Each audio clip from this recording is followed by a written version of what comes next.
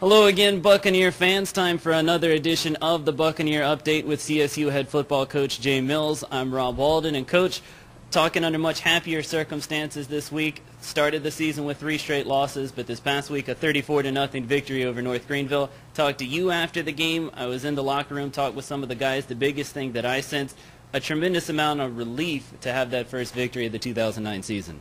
Well, there's no question about it. I felt like there's a couple of things. We said the monkey getting large. It wasn't an ape yet, but it was definitely getting large. But it had been a long time, and it had been a long time since we've been at home for a football game as well, too. So it was great to get back out at home. It was great to be able to get a victory, something we can definitely build upon going into this week and hopefully then some. We talked last week about how the ground game had really struggled against Florida, Wofford, and South Florida. You said once the competition evened out a little bit, that the rushing game would get going, and that was true. Over 200 yards last week against North Greenville. Well, it was a very good performance on the ground, and we again felt like we had a good potential balance of running the football as well as throwing it, and we did talk about when we got more of a level playing field, but also I felt like we felt good about the performance on Saturday. We definitely know there's areas for improvement. Those things are a lot easier to practice on Mondays after the victory than it was the first 3 weeks. And we felt better about ourselves too when we saw what happened to Florida State against South Florida's defense with less than 20 yards rushing. And you talk about the balance not only between the ground game and the aerial attack, but just the different weapons that are getting involved. 15 carries for Antoine Ivy, but you also spread the ball out to Gerald Stevenson a bit, B.J. Hackworth, DeMarcus Moon. Through the air, you've got 3 guys in the top 5 in the Big South Conference in receptions, Gerald and Antoine, and also Kwame Craque.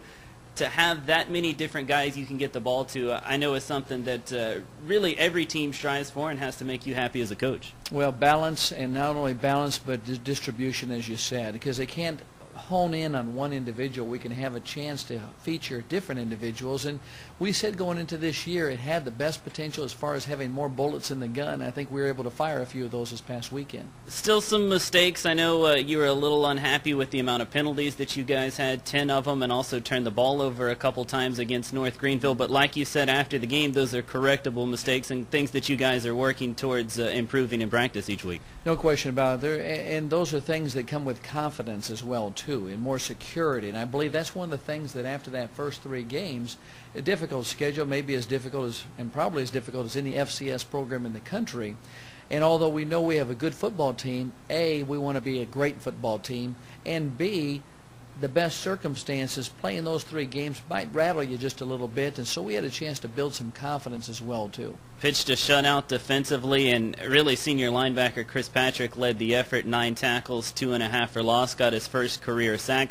He's a guy that's been in the program a while, knows how you like to coach, knows how to win in the Big South Conference, and his experience really shone through on Saturday. Plays extremely hard, and he has one of those attitudes which we really try to have as a team. No job's too big, no job's too small, and so that personifies what we'd like to have in our program. And that sixth shutout, I should say, since the inception of the Big South Conference, ties a record for most shutouts in the history of the conference. So hopefully we can build upon that as well, too. Last game of the non-conference schedule is this week against Savannah State. How is it to get the guys focused and prepared to play that final non-conference game when you know you've got the 6-game Big South schedule on the horizon? Well, I don't think it's going to be difficult to get ready at all, because last year we were fortunate to hold on and eke out a 28-20 victory. And one of the things we said last year was when we went into Edward Waters, and how we performed in Edward Waters would have a great deal to do with how prepared we were going to be for Coastal. All right. And we attacked that program and that game, a team that had beaten Savannah State by 3 points. We ended up beating them by 40 points, and it led into the victory the next week. And so that's the approach we've had this week with the team, is that we've got to perform to a level of excellence. We never look at the opponent. What we need to do is look at our own performance. And if we build upon the momentum this past week, it's going to be good for this weekend, but it's going to carry over into the conference games that follow. Savannah State's a 1-3 ball club, lost their last game on a last-second field goal in last year's meeting between the 2 teams, the closest of the 5 between Charleston Southern and Savannah State.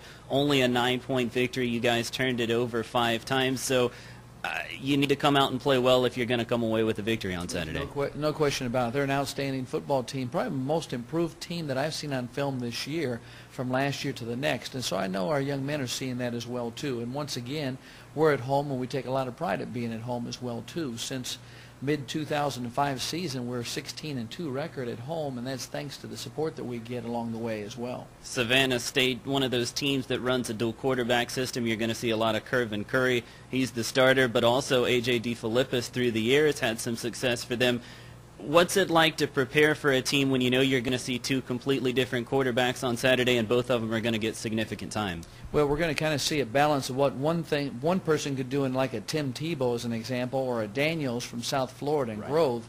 We got two individuals that can do things like that for Savannah State. So have we seen individuals that can do things that they can do? Yes, we have, but we've never seen a dual system along the way. Our defense has just got to continue to build, which I'm confident they will, under the leadership we have and Coach Smith and Coach Frost and Coach Woodson.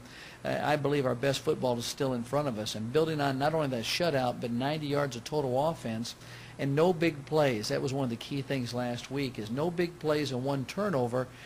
This is the next step that we've got to take, and I think our young men are prepared, and I think they're excited for that game. Charleston Southern head football coach Jay Mills, always a pleasure. Best of luck Saturday against Savannah State. We'll see you right back here next week. Thank you. Appreciate it. All right, that's Saturday at 1:30, Charleston Southern versus Savannah State right here at CSU Stadium. Make sure you're here for the final non-conference game of 2009. For Coach Jay Mills, I'm Rob Walden. Until next time, this is Buccaneer Update on CSUSports.com.